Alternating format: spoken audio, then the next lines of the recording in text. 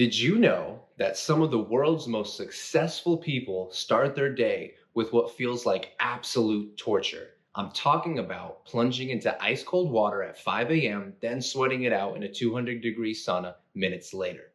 But here's what the wellness influencers aren't telling you: there's a specific way to use temperature to completely transform your health, and doing it wrong could actually be hurting you instead of helping.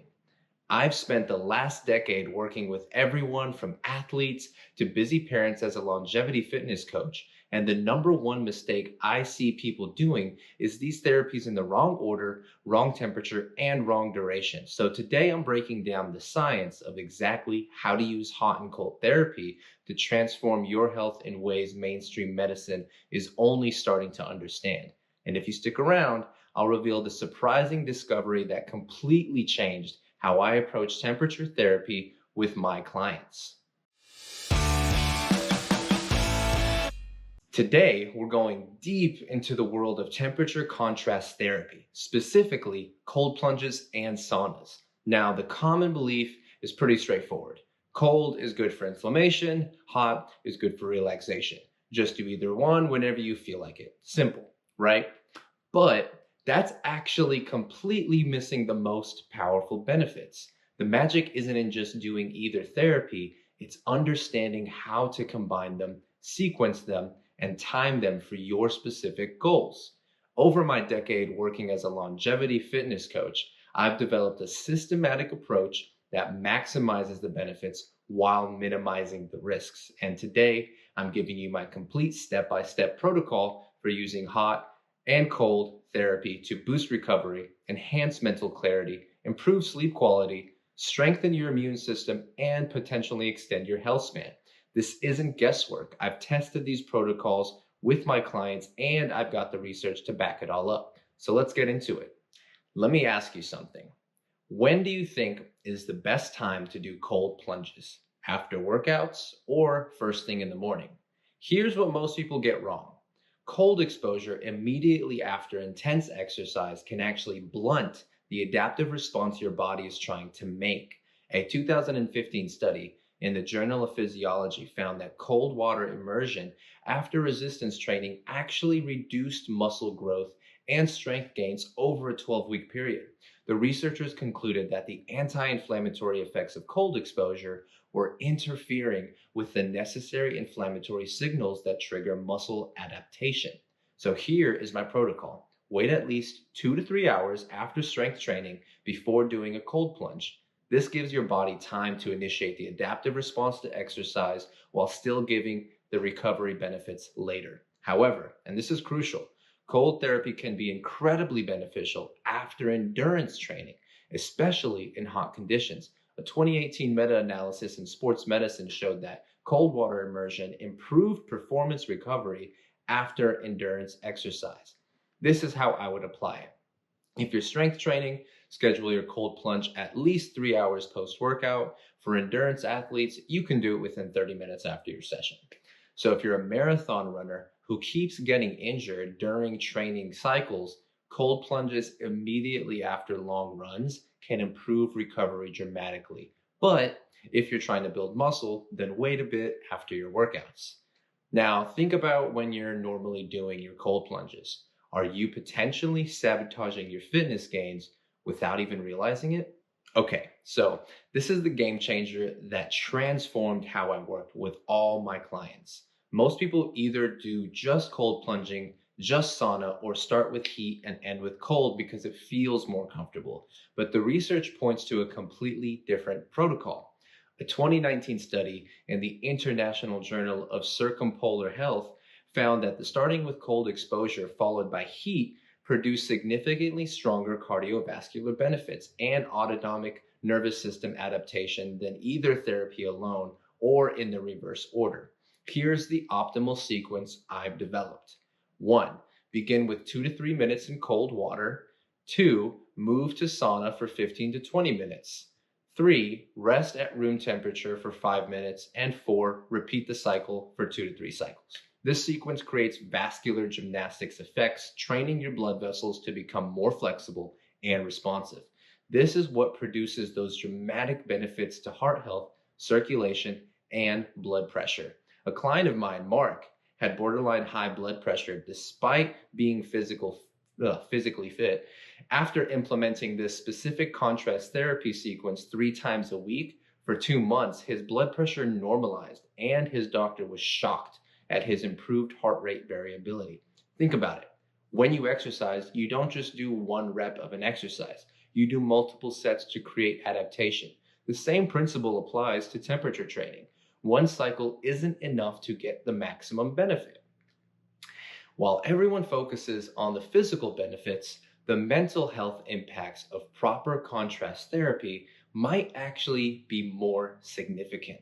A groundbreaking 2018 study published in JAMA Psychiatry found that regular sauna use was associated with a 65% reduced risk of developing psychotic disorders. And a 2021 study in the journal BMC Medicine discovered that habitual cold water swimmers had significantly lower rates of depression compared to control groups.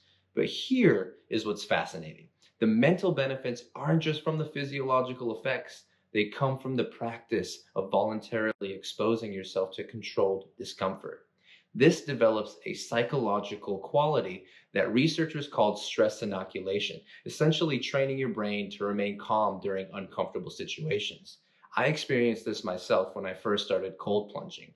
For the first month, I would panic every time, gasping and wanting to get out immediately. But over time, something shifted. I learned to control my breath, slow my heart rate, and find calm in the discomfort.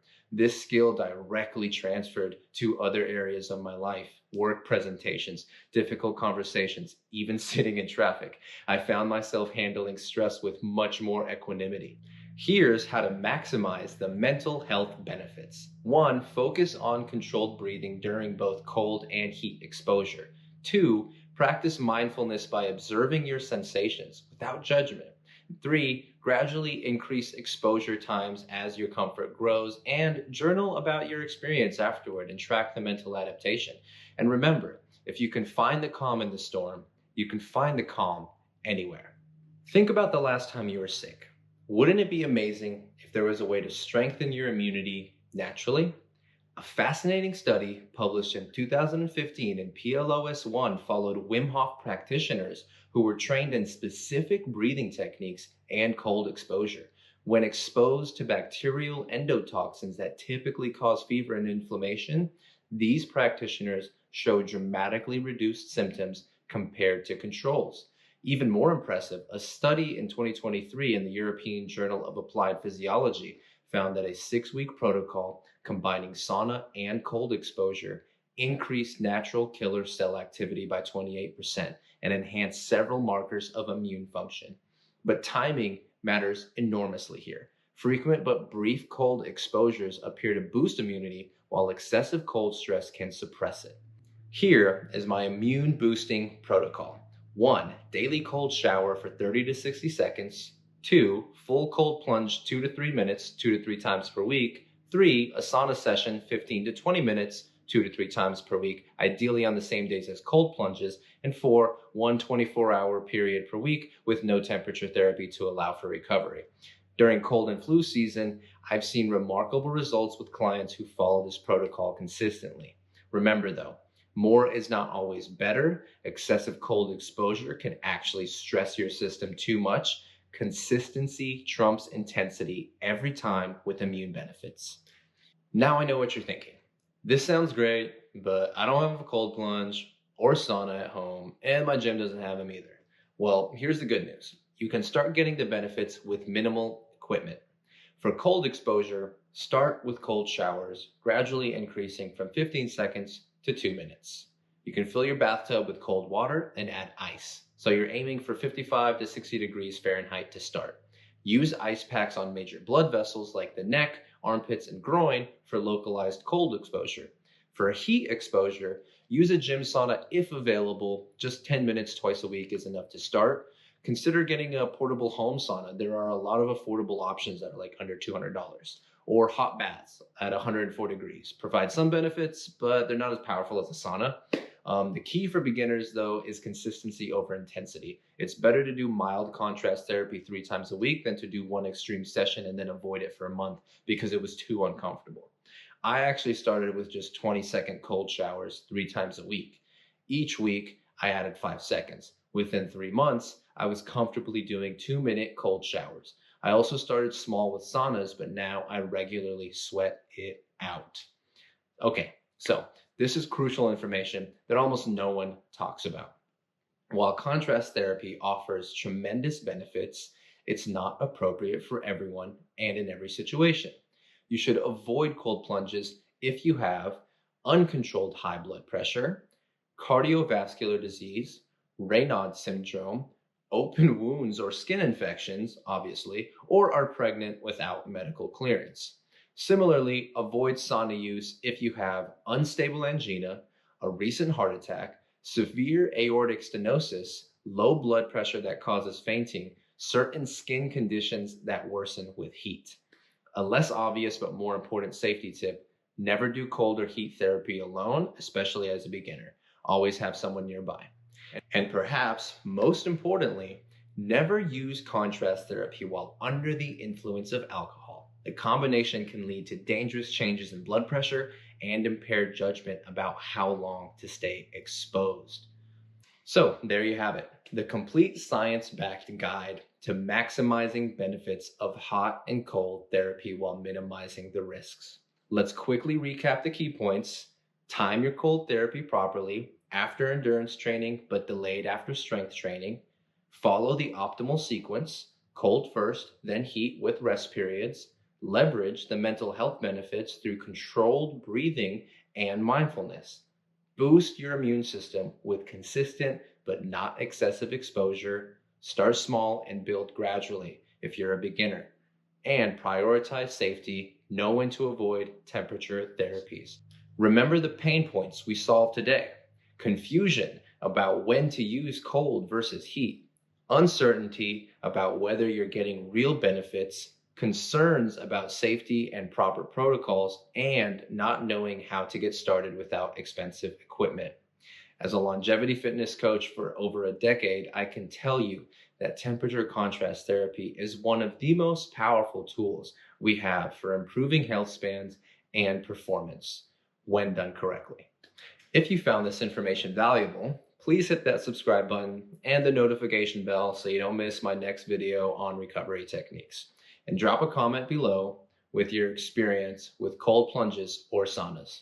I personally read and respond to as many comments as I can, so go ahead, send them out. Next week, I'll be covering the connection between gut health and athletic performance, and you definitely don't want to miss that one. Until then, stay hot, stay cold, and I'll see you in the next video.